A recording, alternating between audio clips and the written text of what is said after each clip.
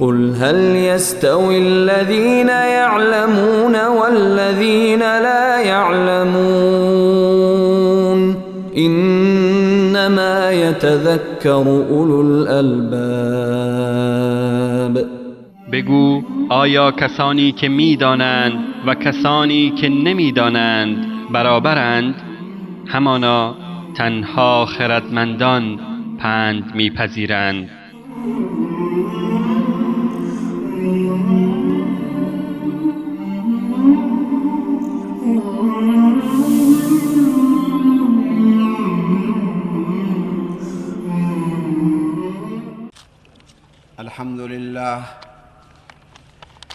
الحمد لله نحمده ونستعينه ونستغفره ونؤمن به ونتوكل عليه ونعوذ بالله من شرور أنفسنا ومن سيئات أعمالنا من يهده الله فلا مضل له ومن يضلله فلا هادي له ونشهد أن لا إله إلا الله وحده لا شريك له ونشهد أن سيدنا ومولانا محمدًا عبده ورسوله أما بعد فأعوذ بالله من الشيطان الرجيم بسم الله الرحمن الرحيم محمد رسول الله والذين معه أشداء على الكفار رحماء بينهم تراهم ركعا سجدا يبتغون فضلا من الله ورضوانا سيماهم في وجوههم من أثر السجود ذلك مثلهم في التوراة ومثلهم في الإنجيل كزرع أخرج شطأه فآذره فاستغلظ فاستوى على سوقه يعجب الزراء ليغيظ بهم الكفار وعد الله الذين آمنوا وعملوا الصالحات منهم مغفرة وأجرا عظيما. وقال تعالى في شأن حبيبه إن الله وملائكته يصلون على النبي يا أيها الذين آمنوا صلوا عليه وسلموا تسليما. اللهم صل على سيدنا ومولانا محمد وعلى آله وصحبه أجمعين.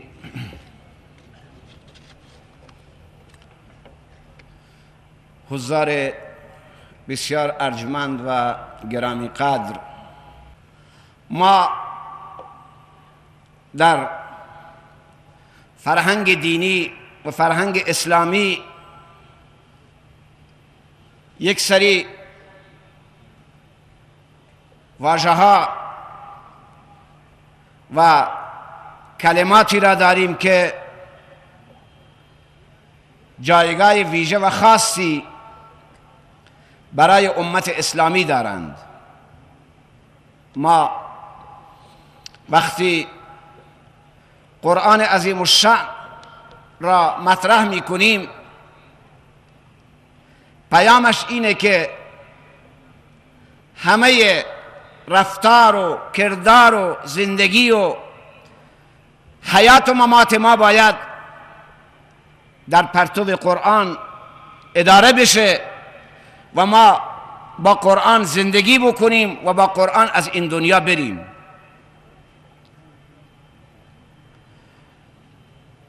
ما وقتی با کلمه سنت و با کلمه رسول در فرهنگ دینی مواجه میشیم، از یک طرف احساس میکنیم که رسالت و نبوت یعنی تفسیر عملی قرآن و قرآن زنده و متحرک، و از طرف دیگر وقتی ما با این واژه مواجه میشیم احساس میکنیم که بعد از پروردگار محسن اعظم ما انبیاء علیهم السلام و بالاخص حضرت محمد مصطفی صلی الله علیه و آله و سلم هست، چون ما را با فیوزات الهی ما به واسطه حضرت رسول صلی الله علیه و سلم آشنا شدیم.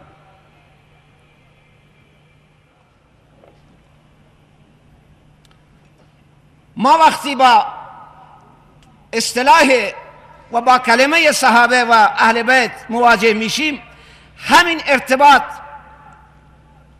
ارتباط نسبی بین ما و بین حضرت رسول صلی الله علیه و سلم این انسانها قرار گرفتن، و همونطوری که حضرت رسول صلی الله علیه و سلم محسن بشریت هست، صحابه حضرت رسول صلی الله علیه و سلم هم محسن امت اسلامی هستند، چون قرآن عظیم الشأن و سیرت رسول اکرم صلی الله علیه و سلم و گفتارهای زیبا و گرانبهای نبی مکرم اسلام صلی الله علیه و آله و سلم به واسطه این انسانها، به واسطه صحابه و اهل بیت، به نسلهای بعدی، به تابعین و تبع تابعین و هلم مجر این سلسله ادامه پیدا کرده تا امروز به من شما رسیده. ولذا این انسانها در واقع محسنان این امت هستند.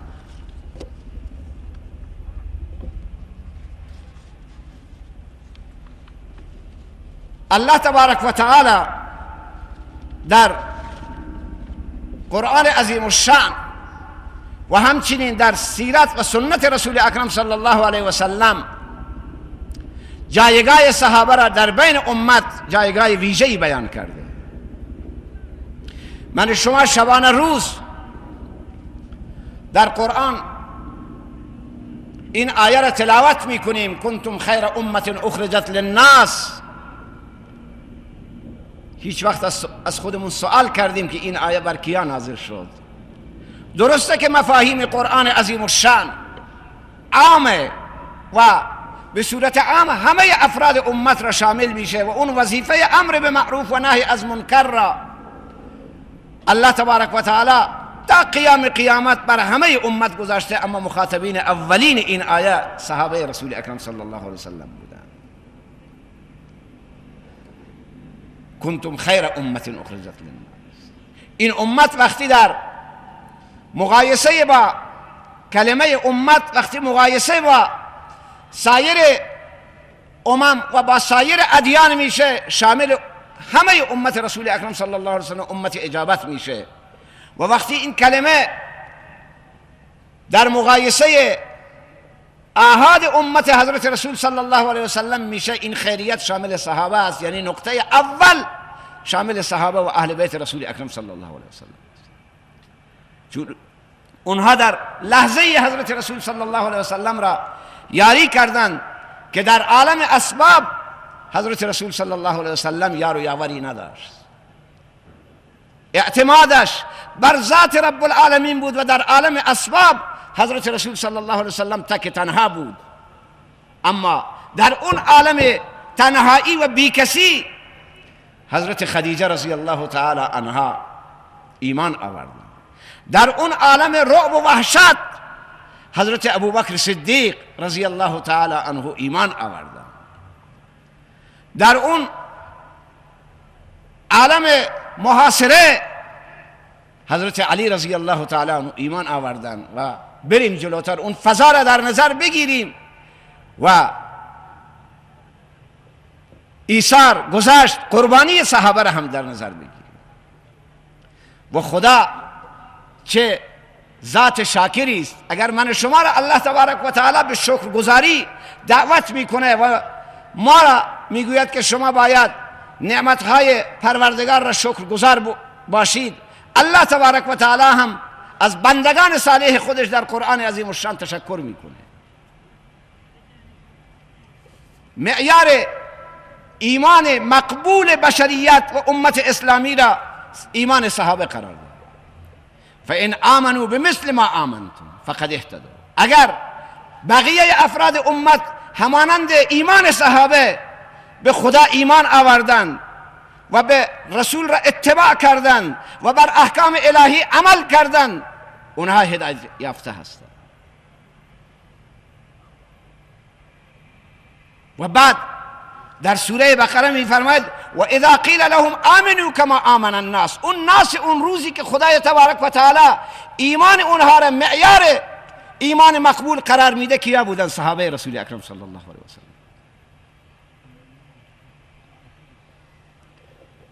این دیدگاه قرآن عظیم الشان نسبت به عموم صحابه، نسبت به همه اصحاب رسول اکرم صلی الله علیه وسلم.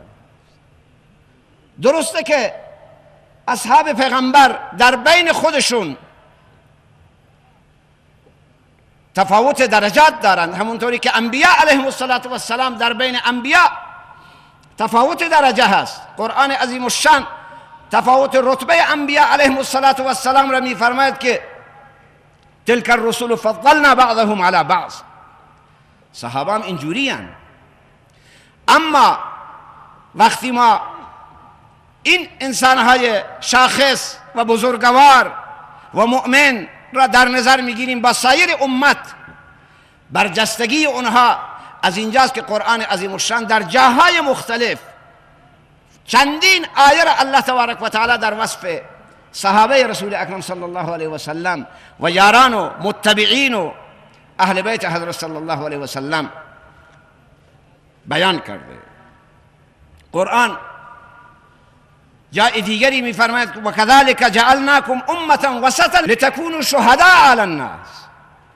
خطاب اولی و مخاطب اولی این آیه هم صحابه رسول اکرم صلی الله علیه و سلم. ولی این آیه‌ای که من خدمت شما تلاوت کردم، این آیه پیامی دارد. علاوه بر این که جایگاه و عظمت اصحاب رسول اکرم صلی الله علیه و سلم را بیان میکنه، پیام رستگاری در این آیه نهفته است. یعنی اگر الله تبارک و تعالی در قرآن عظیم الشان و اگر نبی مکرم اسلام در گفتارهای گوهربار خودش این افراد را مورد ستایش قرار داده، این جماعت را مورد ستایش قرار داده، به خاطر ذات اونها نبوده، به خاطر قومیت اونها نبوده، به خاطر نژاد اونها نبوده، به خاطر موقعیت اونها نبوده، به خاطر جغرافیای منطقه‌ای اونها نبوده، بلکه به خاطر این اوصاف بوده. به تعبیر دیگر امروز هم اگر انسانی و انسانهایی در وجود خودشون این اوصاف را احیا بکنن، مورد ستایش پروردگار قرار گرفتن. گرچه صحابه یک ویژگی دارند که اون ویژگی مخصوص اونهاست و اون مقام صحابیت هست. کلمه زیاد به کار میره و شما با اصل این کلمه آشنایید، ملت با اصل این کلمه آشناست، اما به صورت اختصاصی من عرض میکنم که صحابی به کسی گفته می شود که در حالت ایمان حضرت رسول صلی الله علیه و سلم را با چشم خودش دیده، ولو اینکه یک لحظه دیده باشه. هر اون انسانی که در حالت ایمان حضرت رسول صلی الله علیه و سلم را دیده باشد و تا پایان عمر بر اون ایمان باقی مانده و دنیا را با اون ایمان وداع گفته، به این شخص میگن صحابی. و اصحاب و صحابه که جمعش هست، و این را حضرت رسول صلی الله علیه و سلم فضلی بیان کردند و فرمودند که خیر الناس قرنی ثم الذین یلونهم ثم الذین یلونهم.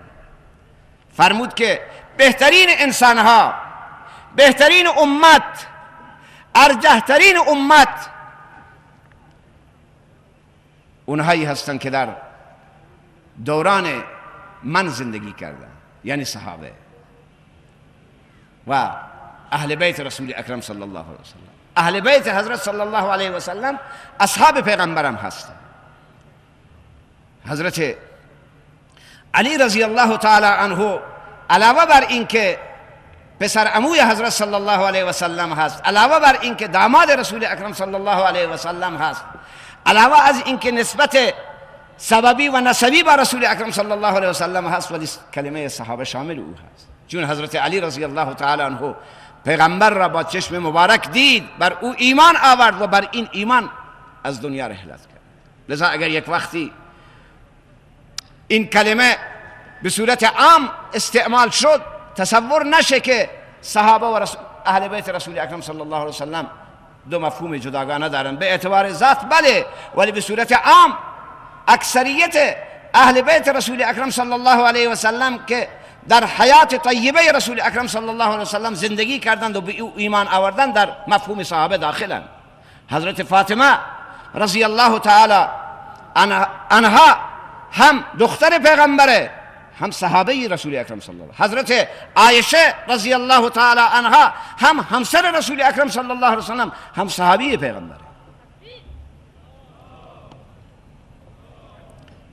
ولذا قرآن عظیم الشان اونجوری توصیف میکنه که معیار ایمان مقبول را ایمان صحابه قرار میده و پیغمبر اینجوری عظمت صحابه و اهل بیت را بیان میکنه و میفرماید خیر الناس قرنی ثم الذین یلونهم ثم الذین یلونهم.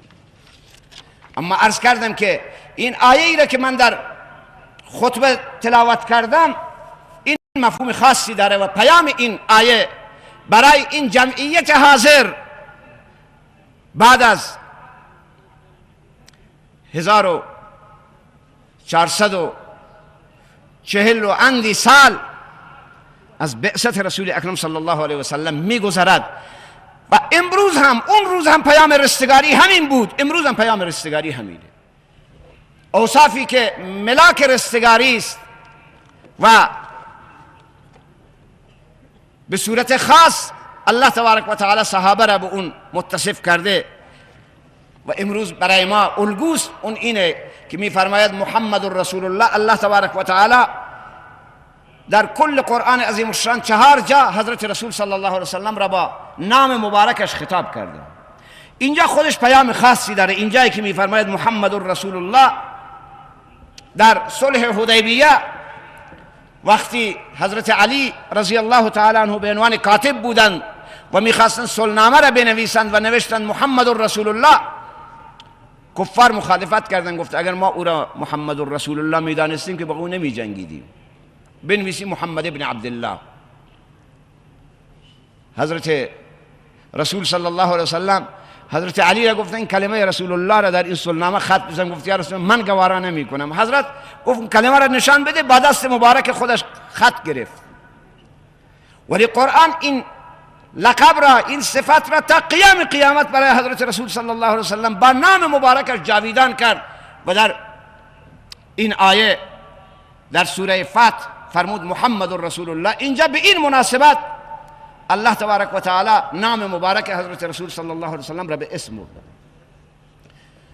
خصوصیت و ویژگی اول محمد رسول الله والذین معه اشداء علی الکفار. این اشداء علی الکفار گاهی که تعبیر میشه، برخی ها که سطحی فکر میکنن معنی تصور میکنن که هر جا صحابه کافری را میدیدن میکشتن، با همه کفر یک دست دشمن بودن. نه، این معنیش این نیست، بلکه صحابه با اخلاق ترین انسان و در تربیت رسول اکرم صلی الله علیه وسلم اینا تربیت شدن، با رحم ترین انسان بودن. اما این مفهومش مفهوم خاصی است. اشداء علی الکفار معناش اینه که در مقابل فرمان خدا، در مقابل اطاعت از رسول الله، در مقابل احیای سنت نبی مکرم اسلام، خویشاوندی، نسبت، نسب، فامیل بودن، هیچ چیزی مانع اطاعت الله تبارک و تعالی نمیشود. معنایش اینه که صحابه با بسیاری با پدران کافرشون، با فرزندان کافرشون، با خویشاوندان درجه یکیشون که کافر بودن ولی در مقابل فرمان خدا و رسول ایستادن، جنگیدن. اشداء علی الکفار این معنایش و پیامش اینه که معیار دوستی ما و معیار دشمنی یک انسان مسلمان باید در این باشه که آیا این انسان که من با او دوستی میکنم یا این انسان که انسان با او دشمنی میکنه چه رابطه ای با دین خدا داره و آیا این مطیع دین خداست، باید باش دوستی کرد، باید مهربانی کرد، و یا اینکه این مانع دین خداست و با دین خدا مبارزه میکنه، دین خدا را عقب میزنه، با این باید انسان مبارزه بکنه. کما اینکه صحابه این کار را کردن و الله تبارک و تعالی اینجا توصیفش میکنه، تعریفش میکنه. حضرت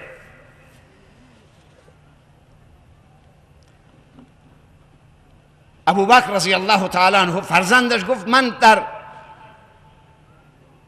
جنگ بدر تو را دیدم ولی به خاطر پدری نکشتم. گفت ولی اگر من تو را میدیدم و تو در صف کفار بودی من گردنت میزدم. یعنی رابطه پدر و فرزندی مانع از این نمیشد که من فرمان پروردگار را اجرا بکنم.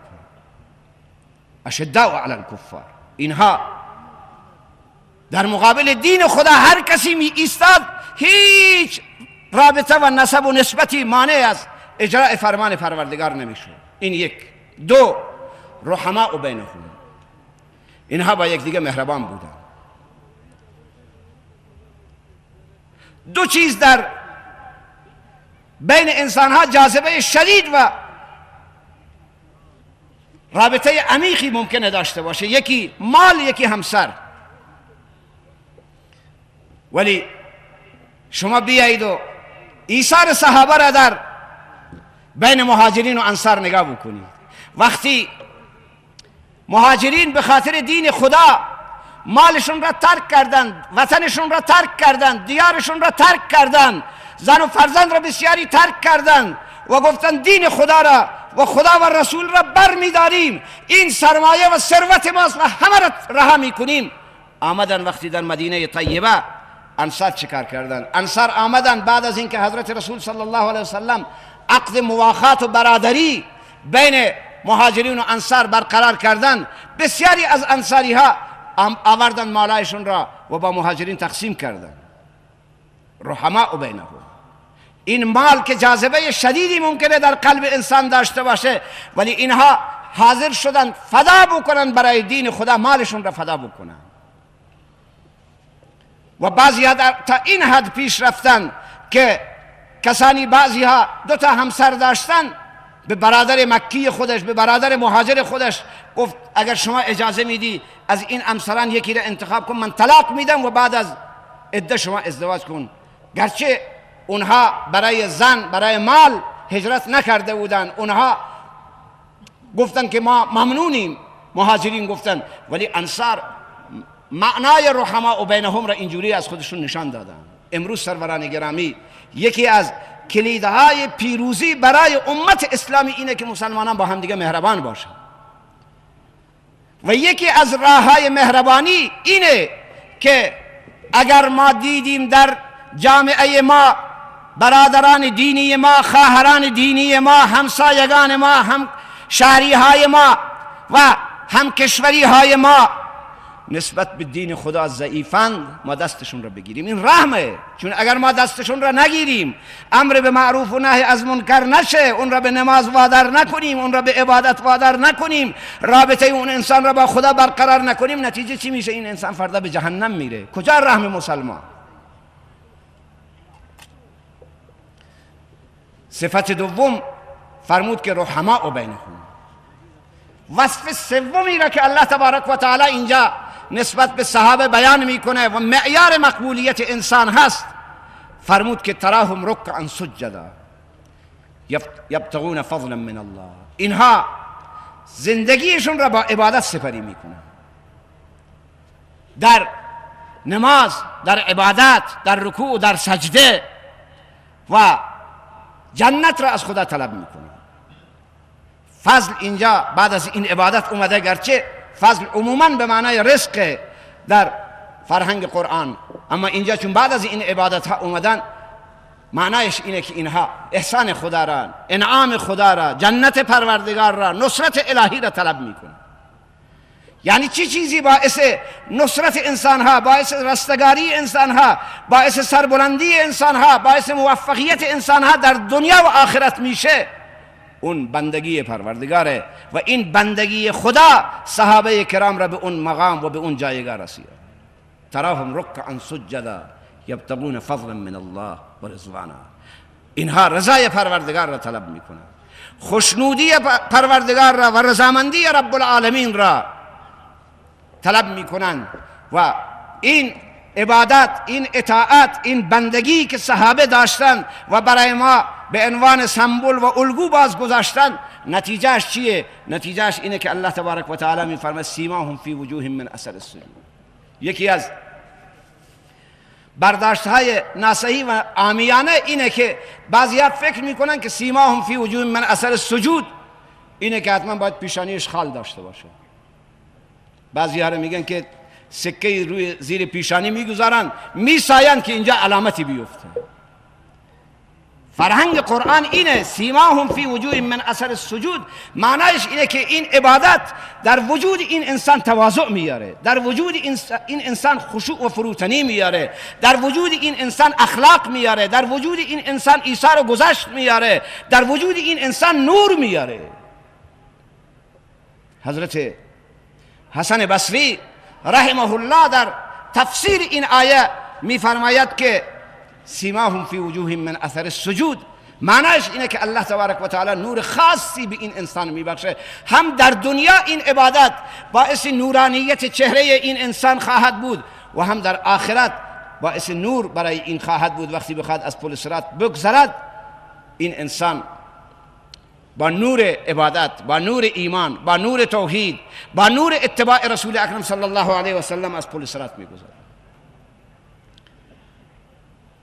ولذا توی اون تمثیل بعدی جایگاه ویژه ای را الله تبارک و تعالی برای صحابه بیان میکنه.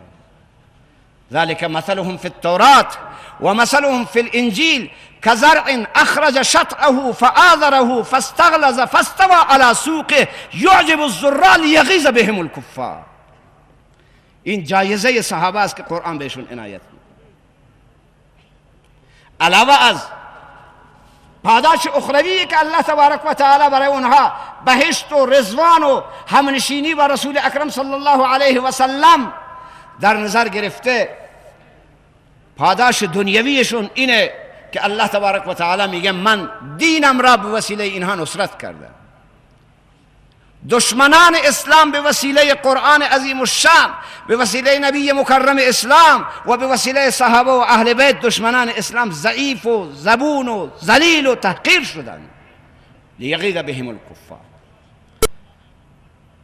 مثال صحابه را قرآن اینجا مانند اون کشتزاری بیان میکنه که کشاورز دانه ای را در زمین می اندازد و این دانه بعد از مدتی تبدیل به جوانه میشه، این جوانه بعد از مدتی تبدیل به ساقه میشه، تبدیل به شاخ و برگ میشه و تبدیل به تنه میشه. میفرماید که اینها کاشته های دست محمد رسول الله بودند. حضرت ایمان را در دل اینها کاشت، اسلام را در دل اینها کاشت، اسلام در دل اینها جوانه زد و رشد کرد. اینها تبدیل به درختان تنومندی شدند که با خون خودشون اسلام را یاری کردند، با مالشون اسلام را یاری کردند، با جانشون اسلام را یاری کردند. لیغیظ بهم الکفار، و کفار ذلیل و زبون شدند در مقابل صحابه رسول اکرم صلی الله علیه وسلم. روزگاری بود که مشرکین مکه این رؤیاها را داشتند که محمد صلی الله علیه و سلم فرزند نداره، فرزند پسر نداره، یا به دست ما کشته میشه یا با اجل یک روزی از بین ما خواهد رفت و دیگه ابتر خواهد بود علیه بالله خاکم بردهن. ولی قرآن عظیم الشأن گفت نه، شما باید ذلیل بشید، حقیر بشید، سر تسلیم در مقابل حضرت رسول صلی الله علیه وسلم و دین او سر تسلیم فرود بیارید، چون من به او یارانی با وفا و همراهانی صدیق عنایت کرده. لیغیظ بهم الکفار. و بعد آخرین دو نکته که الله تبارک و تعالی می فرماید، این هم حکمت الله هست. خوب دقت کنید. اول میگه محمد رسول الله والذین معه، بعد آخرش میگه که وعد الله الذین آمنوا وعملوا الصالحات. این همونطوری که ما نامه ای می نویسیم و نامه را پایان نامه امضا می کنیم، مهرش می زنیم، این مهری است که الله تبارک و تعالی بر ایمان صحابه می زنه. وعد الله الذین آمنوا وعملوا الصالحات منهم مغفرة و اجر عظیما. خدا می فرماید که خاتمه اینا با ایمانه و من در ازای این ایمان اونها، در ازای این عمل صالح اونها، به اتفاق مفسرین این منی که اینجا هست من بیانیه هست و الله تبارک و تعالی توضیح میده که در مقابل ایمان و عمل صالح اینها من به اینها مغفرت و اجر عظیم عنایت کرد. الله تبارک و تعالی در جای دیگه در قرآن عظیم الشأن میفرماید که لقد رضی الله عن المؤمنین اذ یبایعونک تحت الشجره.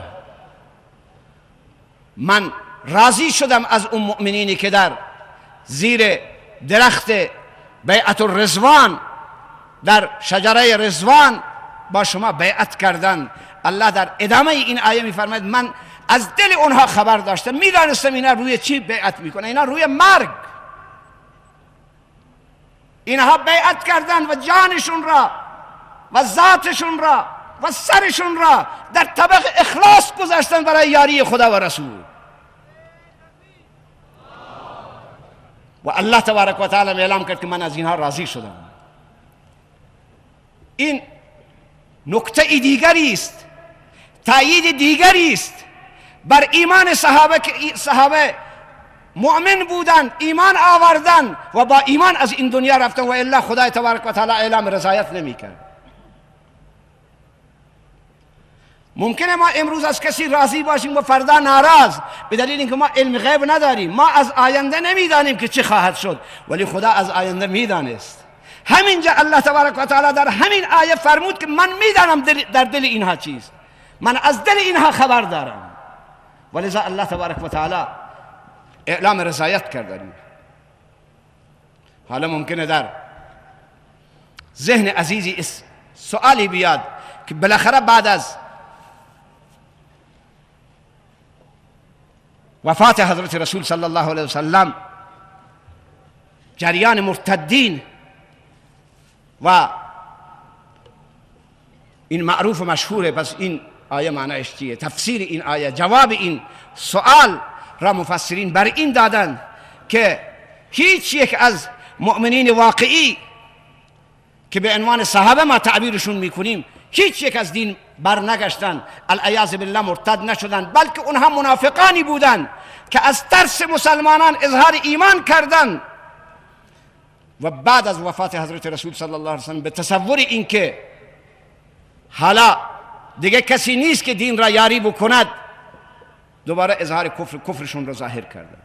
قالت الاعراب آمنا قل لم تؤمنوا ولكن قولوا اسلمنا. این معنای این آیه هست و اون جمله تاریخی حضرت ابوبکر صدیق جواب این ارتداد و جواب این نفاق پنهانی که بعداً ظاهر شد، جوابش این بود که حضرت ابوبکر فرمود اینقص الدین و انا حی.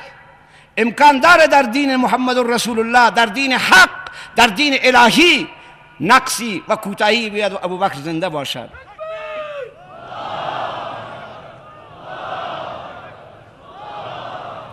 این آخرین جمله منه و من عرایزم را به اینجا به پایان میرسانم. خدای تبارک و تعالی در سوره حشر مسلمانان را به 3 دسته تقسیم میکنه. این سه تا مسلمان چیز دیگری در دایره اسلام داخل نیست. یک، اول ذکر مهاجرین را میکنه. پایان ذکر مهاجرین خدای تبارک و تعالی میفرماید که اولئک هم الصادقون. اگر امروز در دنیا کسی را بخوان استخدام بکنن، دو تا معرف میخواد، بگم برو آقا دو تا معرف، دو نفر شما را تایید بکنه و استخدامت میکنیم. اما مهاجرین را خدا داره تایید میکنه، اولئک هم الصادقون. اینا راست میگویند، در دل اینها ایمان در دل اینها رفته و اینها در اتباع از محمد رسول الله صادقند. بعد انصار را ذکر میکنه، گروه دوم از مؤمنین گروه انصاره. پایان اوصاف انصار را الله تبارک تعالی با این جمله اختتام میده، اولئک هم المفلحون. اینا رستگارند، اینا پیروزند، اینا مورد رضای پروردگارند، اینها مستحق رضوان و فضل و جنت پروردگارند. اولئک هم المفلحون. و بعد الله تبارک و تعالی در ادامه گروه سوم مسلمانان را بیان میکنه و میفرماید والذین جاءوا من بعدهم یقولون ربنا اغفر لنا ولاخواننا الذين سبقونا بالایمان ولا تجعل في قلوبنا غلا للذين آمنوا. این گروه سوم. خوب باید به این آیه های قرآن دقت بفرمایید که گروه سوم اونهایی هستند که بعد از دوران صحابه آمدن، تابعین، تبع تابعین و بره تا آخر امت را شامل میشه، اونهایی که ایمان و عمل صالح انجام بدن و نسبت به گذشتگان چه موضعی دارن، نسبت به صحابه چه موضعی دارن، نسبت به اهل بیت رسول الله چه موضعی دارن، نسبت به اسلاف و گذشتگان چه موضعی دارن. این معیار ایمان مسلمان است. بعد از اونها میفرمایند که ربنا اغفر لنا ولاخواننا الذين سبقونا بالایمان. پروردگارا ما را هم مورد عفو و بخشش و مغفرت قرار بده و اون برادران پیشین ما را که با ایمان از این دنیا رفتن. این تایید دیگری است که قرآن عظیم الشان بر ایمان صحابه میکنه. کسی که قرآن میگه یقولون ربنا اغفر لنا ولاخواننا الذين سبقونا بالایمان. سبقونا بالایمان یعنی با ایمان فوت کردن، با ایمان به ملاقات خدا رفتن. الله تبارک تعالی گواهی ایمان اونها را میده. ولا تجعل في قلوبنا غلا للذين آمنوا. پروردگار در دل ما حقد و کینه و بغض و عداوت اونها را پیدا نگردان. پایان عرضم اینه که پروردگارا ما را با اون ایمانی که صحابه و اهل بیت رسول الله داشتن، با اون اعمالی که اونها داشتن، ما را پروردگار زنده نگهدار. با محبت صحابه و اهل بیت ما را زنده نگهدار و با ایمان و عمل صالح و با محبت اونها ما را از این دنیا خدای به ملاقاتت خودت بخوان. و آخر الدعوانا ان الحمد لله رب العالمین.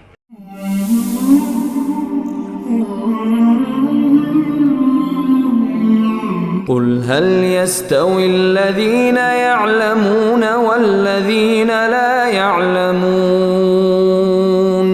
إنما يتذكر أولو الألباب. بگو آیا کسانی که میدانند و کسانی که نمیدانند برابرند؟ همانا تنها خردمندان پند میپذیرند.